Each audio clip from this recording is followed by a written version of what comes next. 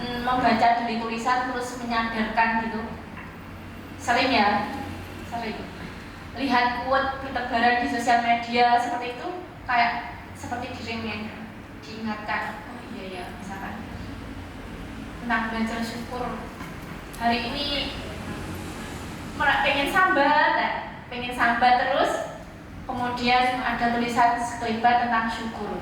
Berarti itu tanda bahwa hati kita itu didekatkan oleh Allah untuk bisa menghayati arti sebuah makna kehidupan dari tulisan. Kemudian selanjutnya, jenis-jenis puisi banyak ya ini. Puisi itu banyak sekali ya. Ada puisi lama, puisi baru.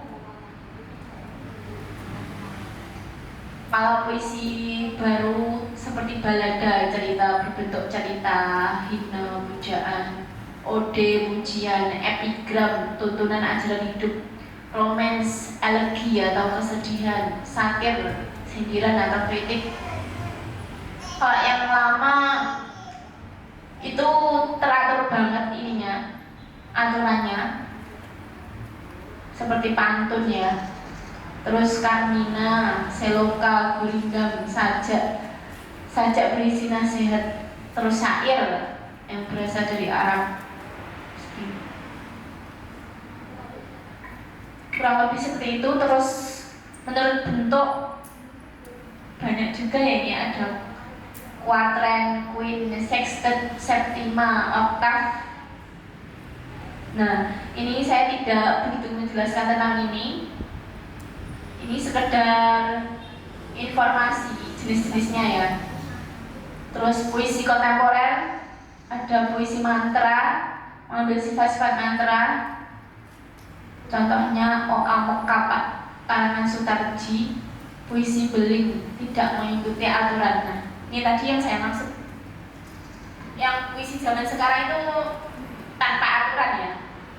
Kalau yang teorinya itu puisi itu beraturan, seperti kalau dulu itu puisi lama kan dibentuk pantun, harus bersajak AB-AB gitu. Kalau sekarang itu bebas.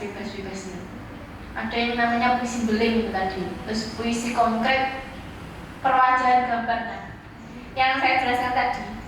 Jadi bisa bentuk tidak hanya tulisan huruf, tapi ada misalkan tanda tanya atau mereng-mereng ataupun simbol-simbol lain, itu kadang tuh ada. Kalau teman-teman baca buku, khusus buku puisi yang sudah penulis penyair senior yang sudah profesional, itu ada seperti itu. Selanjutnya, nah ini pembacaan puisi yang perlu diperhatikan. Ini biasanya untuk kisi-kisi juri ya, ini ketepatan mimik, ekspresi ketika mengungkapkan puisi. Biasanya Bu Sri ini ya jadi juri, anak-anak muridnya. Pidato.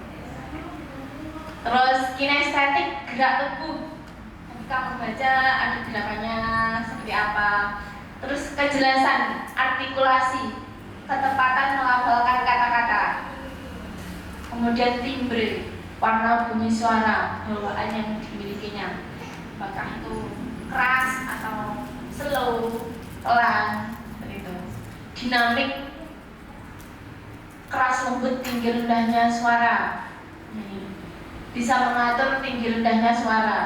Terus intonasi atau laku suara, nadanya itu seperti apa intonasinya ketika membaca puisi. Nah, dalam intonasi itu terdiri dari 3 juga.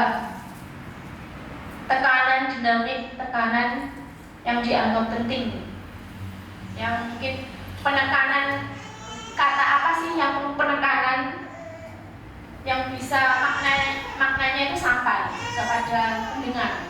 Pembacaan puisi kan didengarkan, jadi main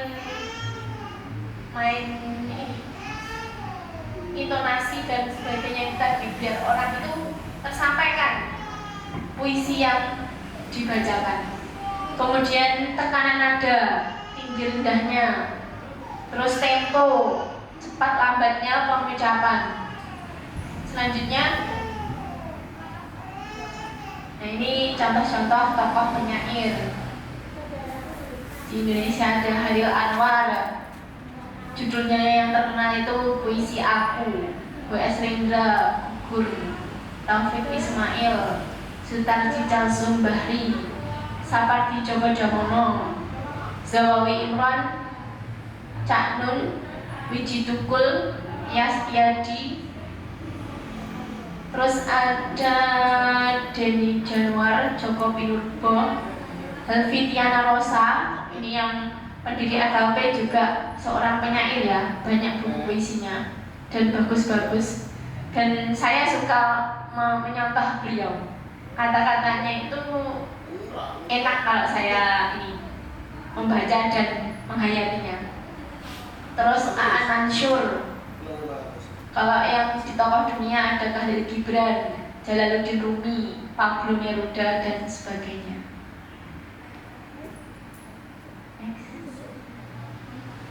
Nah ini ketika membuat puisi tips-tipsnya ya, seperti tadi harus ada kegelisahan, karena menulis tanpa gelisah itu nggak bisa nggak sih? Kalau kita nggak ada pemikiran atau nggak ada apa-apa yang membuat kita resah, harus nulis itu kayak kurang ada strong way, kurang ada kekuatan untuk bisa menulis. Jadi kalau perasaannya biasa-biasa aja gitu malah nggak bisa ngapa-ngapain, ya nggak?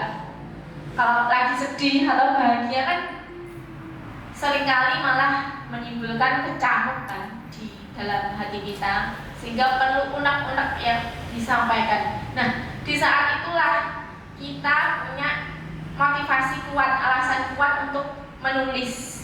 Karena kalau di momen seperti itu, kalau nggak ditulis, unek-unek kita malah hilang. Nanti ketika udah mode biasa itu malah lupa.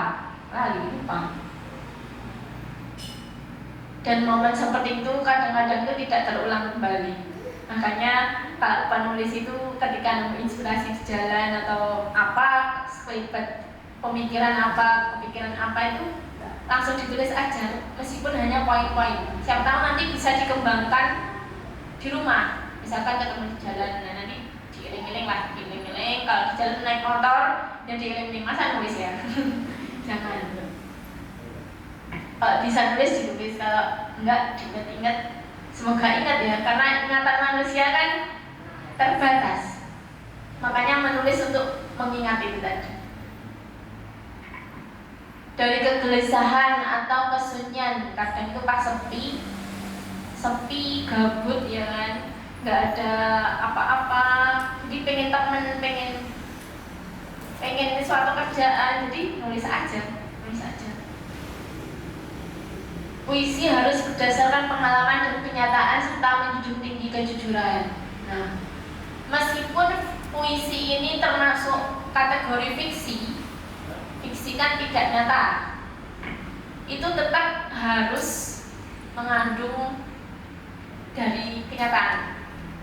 Dan juga dari fiksi lainnya sih, cerpen, novel, bahkan biasanya yang kayak novel itu harus ada penelitian dulu. Jadi kita nggak ngawur, nulis itu nggak hanya imajinasi saja, tapi berdasarkan fakta. Meskipun fiksi, yang difiksikan itu mungkin nama tokohnya dirubah atau jalan ceritanya. Jadi meskipun fiksi itu tidak benar-benar tidak nyata, tapi terinspirasi dari kehidupan nyata kita terus diceritakan, itulah tulisan fiksi. Begitupun puisi yang termasuk puisi termasuk fiksi. Terus ada yang namanya license of poetica, hak untuk melanggar aturan bahasa. Ada yang namanya EYD. Sekarang kembali namanya EYD ya. Kalau sebelum EYD ini WEBI. Ini EYD ini dulu EYD, terus diganti EBI, diganti WEBI, terus sekarang kembali lagi jadi EYD. Karena orang-orang itu cenderung ingatnya EYD, mudahnya itu EYD, jadinya diganti lagi oleh Kementerian Bahasa itu.